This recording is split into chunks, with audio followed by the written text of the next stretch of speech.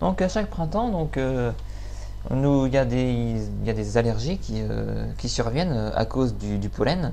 Ça devient plus un fléau qu'autre chose, mais le pollen, il vaut mieux qu'on se penche sur ce cas-là, parce qu'il joue un rôle indispensable. Alors, qu'est-ce que c'est que le pollen? Le pollen, il est constitué de grains minuscules produits par les organes mâles des plantes à fleurs ou bien à conifères. Donc les végétaux le fabriquent pour se reproduire. Donc l'organe femelle, il a besoin de l'organe mâle. Donc l'organe femelle c'est le pistil, l'organe mâle c'est l'étamine. Donc il a besoin des étamines pour pouvoir être fécondé et ensuite fructifier. Donc les pollens, ils sont tous différents quand ils sont examinés au microscope, pas à l'œil nu. Donc elles ont une taille et puis une forme propre à chaque espèce. Donc du coup, les particularités de chaque pollen le rendent donc reconnaissable pour les fleurs de son espèce. Alors, comment le pollen voyage? Il voyage avec le vent. Hein, quand on est en printemps et qu'il y a du vent, près d'un cyprès, c'est le bonheur. Et autrement, le pollen voyage aussi grâce au courant de l'eau, quand les plantes sont aquatiques évidemment. Mais il y a un autre moyen pour permettre la pollinisation. Un système efficace, performant, c'est un service de livraison. Donc ce sont les insectes qui font véhiculer le pollen. Donc on va voir un peu quels sont ces insectes-là. Nous avons les diptères et les coléoptères. Par exemple, si vous aimez le chocolat, il faudra remercier un minuscule moucheron qui pollinise les fleurs du cacaoyer. Nous avons aussi les chauves-souris et les petits marsupiaux. Alors eux, ils s'occupent notamment du baobab et puis d'un fromager qui est le capoquier. Nous avons aussi les papillons, donc de jour ou de nuit. Donc eux, leur rôle, ils se nourrissent du nectar, puis en même temps, ils prennent du pollen avec eux. Donc les orchidées, il faudra donc remercier pour ça. Donc il faudra remercier les papillons de nuit qui nous permettent d'avoir des orchidées splendides. Nous avons aussi les suimangas et les colibris, qui aussi permettent, qui transportent le pollen. Nous avons aussi, alors là, ceux qui transportent le plus de pollen, ce sont les abeilles et les guêpes. Donc, vous savez à quoi ressemble une abeille? Elle a un corps velu. Ce corps-là, justement, recueille le pollen aussi facilement qu'une paire de lunettes ramasse la poussière. Donc, c'est le pollinisateur idéal.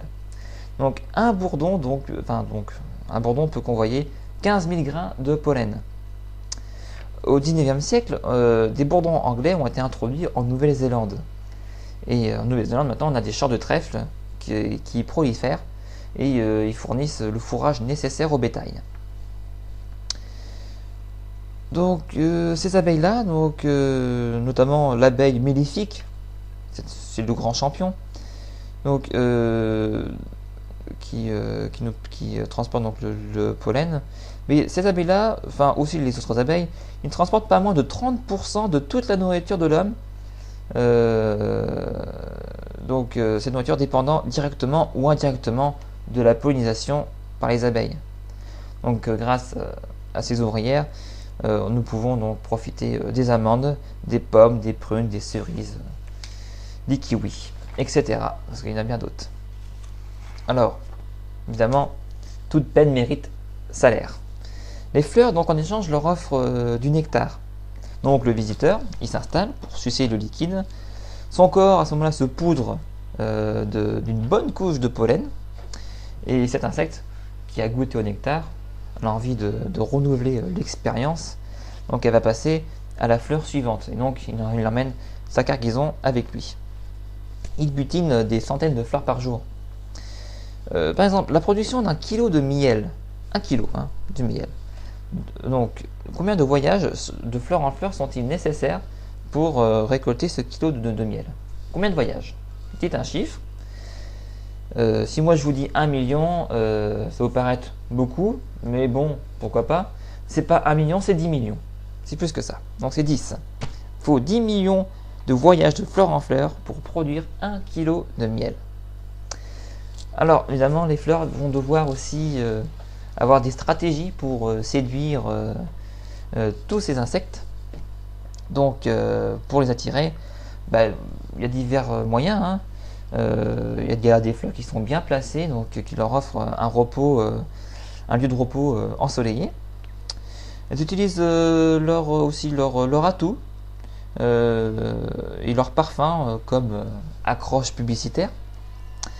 Ou soit il y en a qui, comme un panneau stop, hein, elles déploient une signalisation utile sous forme de taches et de rayures colorées, de sorte que leurs hôtes donc volants, hein, ne peuvent pas passer à côté du nectar. On ne peut pas passer inaperçu. Hein, on les voit tout de suite.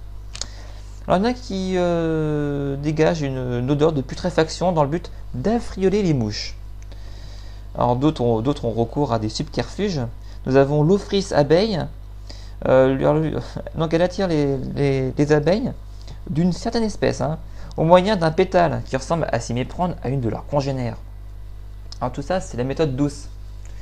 Mais il y a des fleurs qui prennent la méthode dure pour les attirer.